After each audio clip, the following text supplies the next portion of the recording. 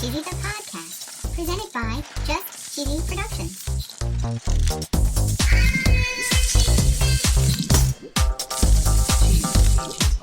Hi there, I'm your host, Fondue. I'm Cheesy. In this week's episode, we're talking all about nachos. Nachos. We're going to discuss the origin of nachos and nacho cheese. Ooh, yum. We're going to find out where Doritos were invented. Really? Learn about nacho as a science name. Ooh. Some nacho slang. Uh-oh. And we're going to hear about a bathtub full of cheese. A bathtub? Yep, I said bathtub. Oh, brother. And of course, no episode would be complete without our very cheesy joke. Joke. Stay tuned for episode 170, Nacho, on Just Cheesy, the podcast.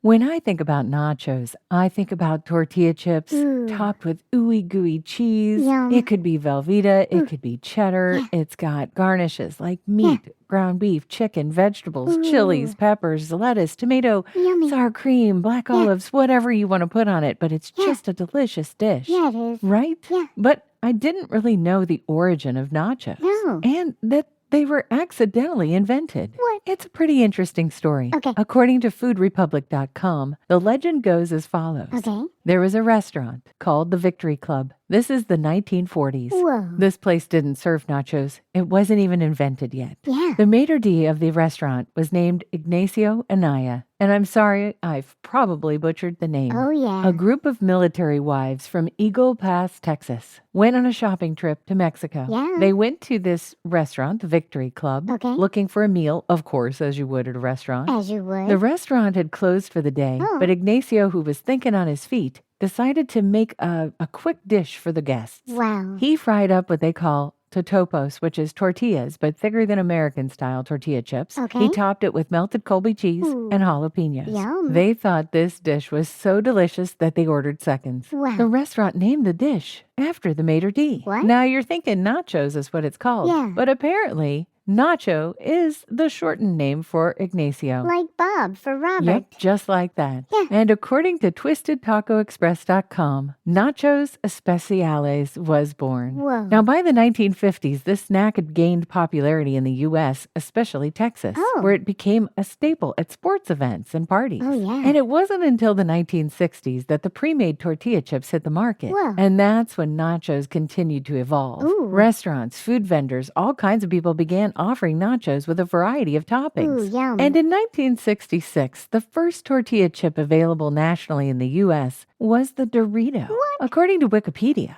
the flavor initially was just simply toasted corn, Really? followed by taco in 1967, and then, Yeah. of course, what we know now as nacho cheese in 1972. Ooh. And I never really gave a lot of thought about the Dorito. No, me neither. Honestly, I thought it was just a Frito-Lay term, but Yeah. apparently the term Dorito is a contraction of the Spanish Doradito, Oh. which is little fried golden thing, Aw. a diminutive of Dorado, fried golden thing. Okay. And would you believe that the original product was made at Disneyland in California? Surprising. Yeah, I was kind of surprised at that as well. Yeah. At the Casa de Fritos at Disneyland, Okay. there was a surplus of tortillas. Oh, sure. And the company-owned restaurant cut them into smaller pieces, fried them, and added basic seasoning. Yeah. Arch West, the vice president of marketing at Frito-Lay at the time, noticed the popularity. In 1964, he made a deal with Alex Foods. They were the provider of many items at Casa de Frito. Okay. And they produced the chips for a short time regionally before they say it was overwhelmed by volume. Whoa. And Frito-Lay moved production in-house to its Tulsa plant. Wow. And by 1966, they were the first tortilla chip to be launched nationally in the United States. Whoa. Frito-Lay is not a sponsor. Nope. But if they were, their ad would go right here. Have you ever wanted to listen to the web? Yeah. Well, Newsly makes that possible. They do. They're an all-in-one audio super app for iOS and Android. Super app. You can listen to trending articles on the web on topics that you choose and get them read to you in a natural human voice. What kind of topics? Sports, Cheese? tech, business, science. Cheese? I'm sure there's even cheese. Yay. They even have an entire section for podcasts. Are we there? Of course we are. Ooh. It's one of my new favorite podcast apps. They even have digital radio. Holy cow. Just go to www.newsly.me to download it free. Whoa. Or use the link in the description. If you use the promo code CHEESY, Cheesy. that'll get you 1 month free premium subscription. Yay. Newsly. Now, back to the podcast. LatinoUSA.org makes a great point. Nachos weren't invented in a ballpark or designed for a concession stand. Yeah. They weren't even made to be a big hit. Yeah. But they would end up being a lot bigger than people would have imagined. Oh, yeah. According to Mash.com, the father of the nacho has been dubbed to be the late Frank Liberto. Really? And he helped popularize nachos across sports stadiums all over the country. Whoa. In the 1970s, there was a man named Frank Liberto. Okay. According to mentalfloss.com, he was the owner of a concessions company called Rico's Products. And he thought nachos would be great at sporting events. Yeah. He wanted to bring them to the stadium where the Texas Rangers played, but he knew there might be a little bit of a problem. Oh, Baseball no. fans were not going to wait tons of minutes for cheese to melt on their chips. No. He knew he was going to have to come up with a solution Yeah. where nachos could be assembled quickly. So he developed nacho cheese. Whoa. Nacho cheese was a shelf-stable product. It maintained its gooey consistency, Ooh. and it was ready to be poured on nacho chips the moment customers placed their order. Nice. Ready-made nachos were well received, they said, when they debuted in 1976. Whoa. But they really took off in 1978. Okay. By then, the nachos had made it to Texas Stadium in Irving, when the announcer Howard Cosell was served a plate of them in the broadcast booth. Whoa. And I guess they became the surprise star of a Cowboys game. Wow. But I bet you're wondering, well, how did they make that ooey gooey shelf-stable cheese? Yeah, how? According to thechoppingblock.com, sodium citrate. What's that? This article calls it a culinary superhero. Oh. They say it plays the dual role of emulsifier and stabilizer in cheese sauce. Whoa. It prevents proteins from coagulating, and this ensures that the sauce stays smooth and velvety even at high temperatures. Wow. And the coolest thing about this, you have to see it written. Yeah, The yeah. chemical abbreviation for sodium citrate is Na3C6H5O. It spells Nacho. nacho. It's so cool. Yeah, it is. It's time for my favorite segment. This week in cheese. The reason that we're actually doing this nacho cheese episode Yeah. is because of all of the news this week. Yep. According to thedailymail.co.uk and on Twitter this week, Dionne Warwick got a tweet and it asked her about the girlies reheating their nachos. What? And her response was, what? Yeah, what? Right? I didn't know what it meant either. No. Apparently, reheating the nachos means that someone has repurposed or reheated your idea.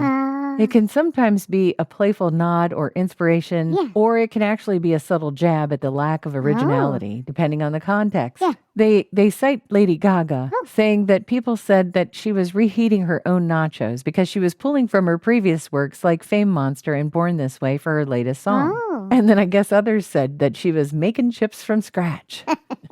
What? Of course, then we had to take to urbandictionary.com to try to figure out some other words or other meanings for nachos. Of course. Sometimes nachos is considered the we're sorry food of companies, apparently. Whoa. So nachos are sometimes, or food is placed in employee lunchrooms by HR a day or two before the employees either lose one or more of their previously enjoyed rights or freedoms. Oh, no. So be careful if someone says there's a basket of nachos in the lunchroom. Whoa. Apparently, nachoing is the act of using nacho kids method to disengage with your stepkids. That's terrible. Yeah, it is. Nacho, of course, is a way of saying something that isn't yours. It's not yours, nacho. They say Nacho. nachos might mean money, like chips and cheddar means money. Ooh. There's another meaning here for nachoing that I'm not going to read on this podcast. Nope.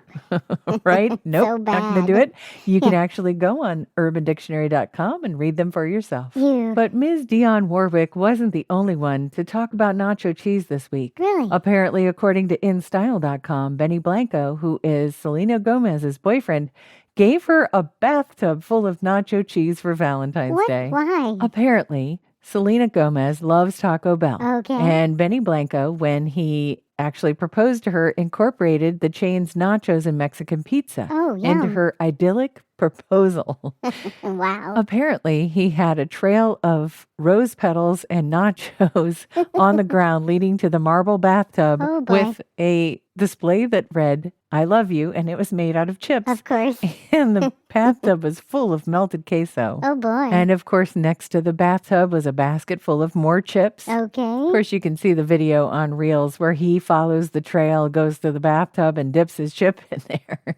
It's kind of cute. It's cute. And then if you want to have some nachos on the go, Okay. Velveeta just launched a single-serve cheese packet, so you're never without cheese. Oh, boy. According to foodandwine.com, Velveeta announced it's launching Vel to Go, a single-serve limited edition packet of Velveeta cheese that you can put on just about anything. Nice. I haven't seen them out in the wild, but Nope. apparently they're available exclusively at Walmart for $5.91, Oh, boy. and they contain 4 1-ounce packets of Velveeta cheese. I'm ready for a joke, Fondue. Now, we know you're expecting a classic Yep. nacho cheese joke, so Oh, we're yeah. going to start with that. Okay, go. What do you call a cheese that's not yours? Nacho cheese. That's right, Yeah. nacho cheese. Yeah. Okay, but this is this week's cheese joke. Are you ready? I'm ready, Fondue. Okay, what did cheese say when it won an award? I don't know. I'm nacho average cheese. Oh, that was pretty Yeah, that good. one was pretty good Yeah. and a little bit cheesy. Thanks for listening to episode 170, Nacho. Thank you. Now, if you love our jokes, Yeah, who doesn't? and who doesn't? Yeah. If you love our jokes, we've been making some shorts. Yeah. Make sure to check them out on YouTube and TikTok, where animated Cheesy and I tell our favorite discarded jokes. And stay cheesy, everybody.